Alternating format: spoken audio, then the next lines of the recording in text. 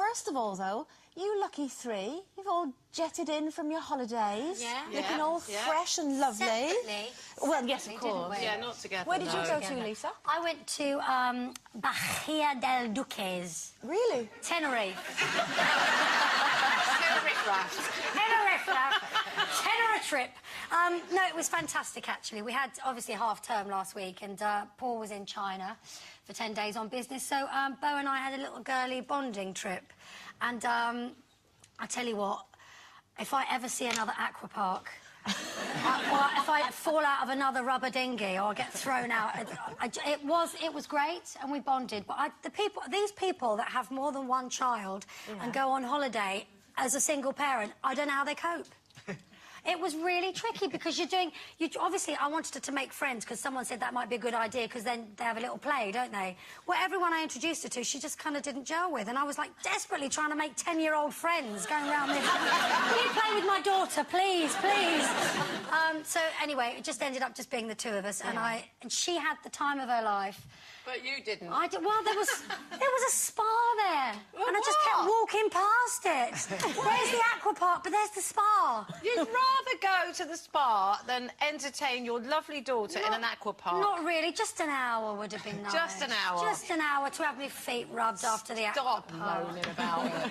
I just thought your wedgie out. That's the main problem with aqua parks. That's true. When you go down those great big, honestly, for a week later, you're still... True, and you go in the giant rubber rings, and they say, well, they put your legs out and your arms over the side, but your bum's dragging along the floor. I've got no idea what they're talking about. Have you, Bellas? No, darling, I don't do exactly. aqua park. No, too many kids. I'd pay money to see that. No, I just flew in from Cyprus. I went to Cyprus for 4 days, where I went to the most absolutely perfect wedding. And actually, I haven't even told you three this yet, but it was mine. I got married at the weekend. No. I did. I did. They don't even know. No one knows. I did. Did you? No.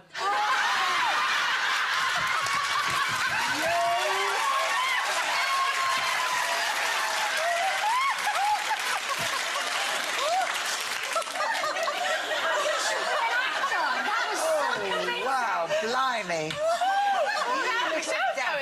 Yes, no. We saved ourselves a few quid on the presents then, didn't we, girls, really? Your face. No, it was my friend's wedding, Natasha and Alan, and it really was the most perfect wedding, so congratulations to those two. Well, I was celebrating my wedding anniversary in Venice, and it was all very romantic and lovely. And yes, I know.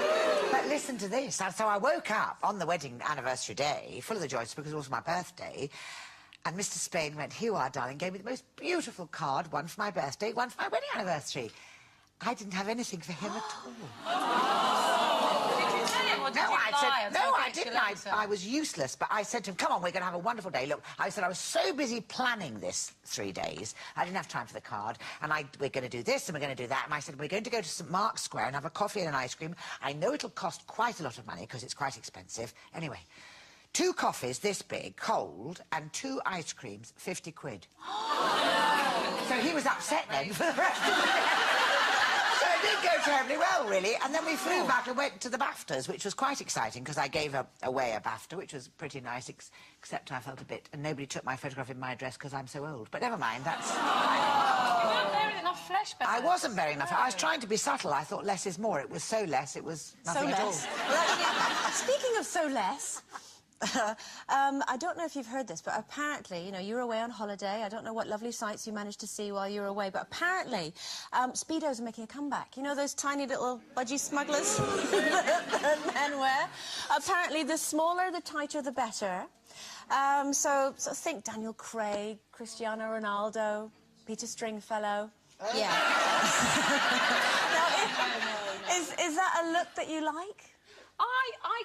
I quite like it on some men, but the problem is, because when they were invented, and you mean like the really sort of skimpy little pants, not budgie smugglers. Yeah, not the very, very tight sort of shorty shorts, not even those, but the ones like Mel in Benidorm. Those Yes, ones. oh, yeah. no, really high on the leg. Stretchy. Yeah, because they were sort of invented... Oh, look, there Oh, he yeah, like is. that. Oh, bless. That's me and Mark in about 10 years' time.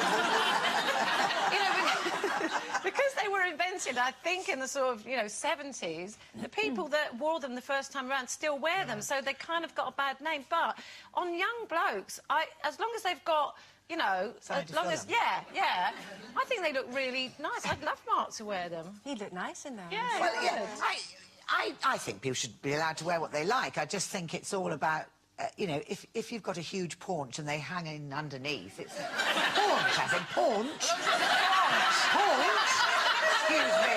If you can't actually see them. Yes, exactly. Then I think perhaps you should not be, really, Well, to be what honest. Steve used to do when I first met him was he used to wear them and then put big pair of shorts over the top. So when he was walking into the sea and stuff, he had the, the big surfy kind of shorts. But he didn't want to have, like, a massive tan bit, or not tanned bit.